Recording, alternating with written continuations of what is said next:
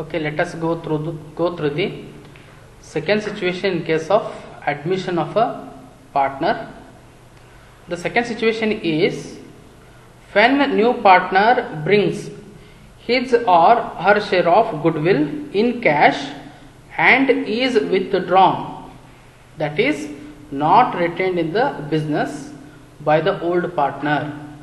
The first situation was he brings his or her share of goodwill that is retained in the business, but here that they are going to, whatever the goodwill that is going to brought in cash, that is going to be not retained.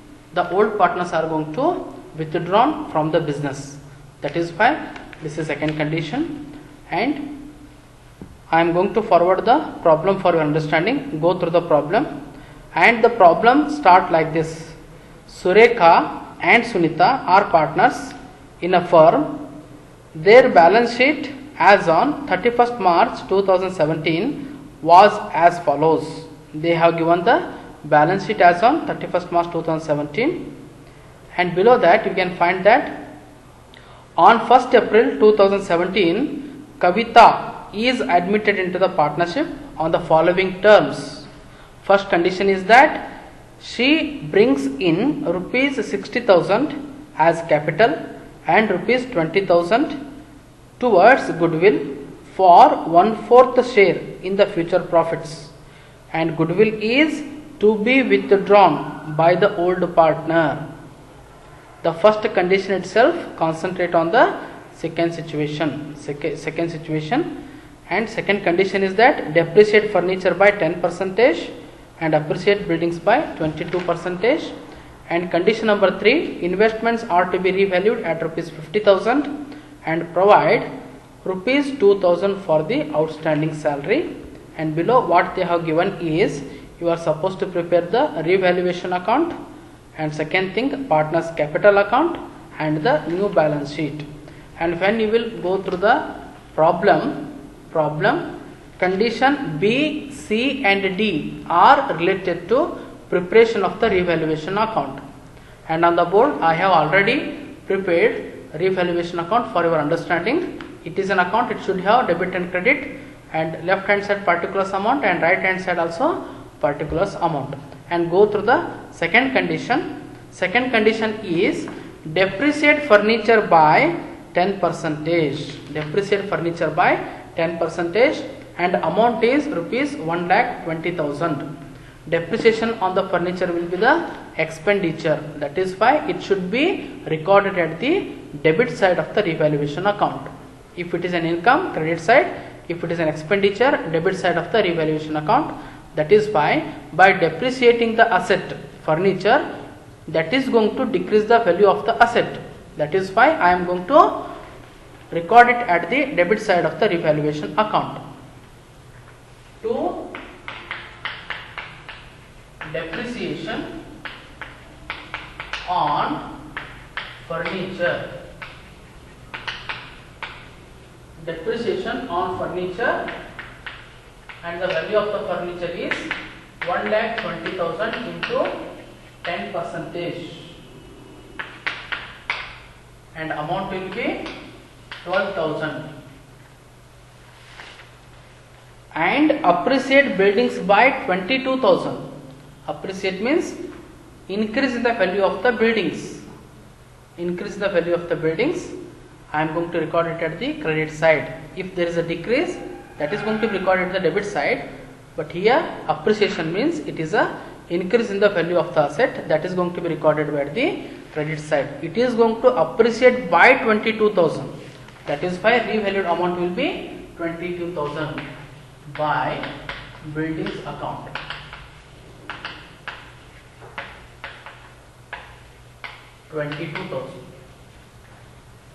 22,000, and condition B is over. And go through the condition C. Investments are to be revalued at rupees 50,000, and if you go through the balance sheet, investment is only 40,000. Now they have revalued at rupees 50,000. There is a increase of 10,000 in case of the investments. When there is an increase in the value of the investments, it should be recorded at the credit side of the revaluation account. That is fine. By investments account, 50,000 revalued and balance sheet amount is the 40,000. 10,000 is the increase in the value of the investments. And last condition is provide rupees 2,000 for outstanding salary. Outstanding salary in the sense we are supposed to pay more salary amounting to rupees 2,000. That is why it is also an expenditure, and expenditure should be shown at the debit side of the revaluation account. That is why outstanding salary to outstanding salary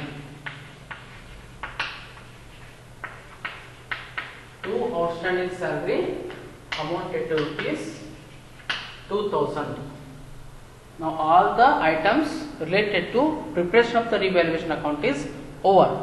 Now you can close the revaluation account.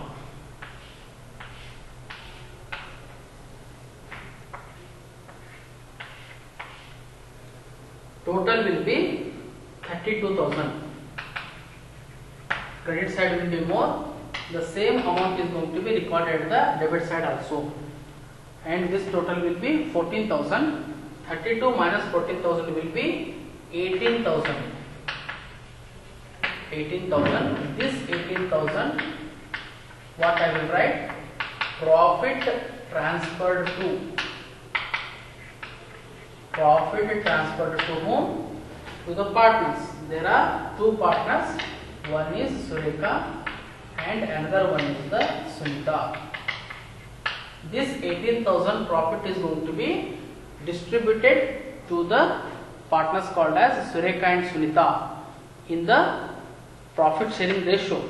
But in the information regarding the profit sharing ratio is silent. It means that in an equal ratio, in an equal proportion, they are going to distribute the available profits. That is why the ratio will be 1:1 only. That is why 9,000 to Surekha and remaining 9,000 to Sunita.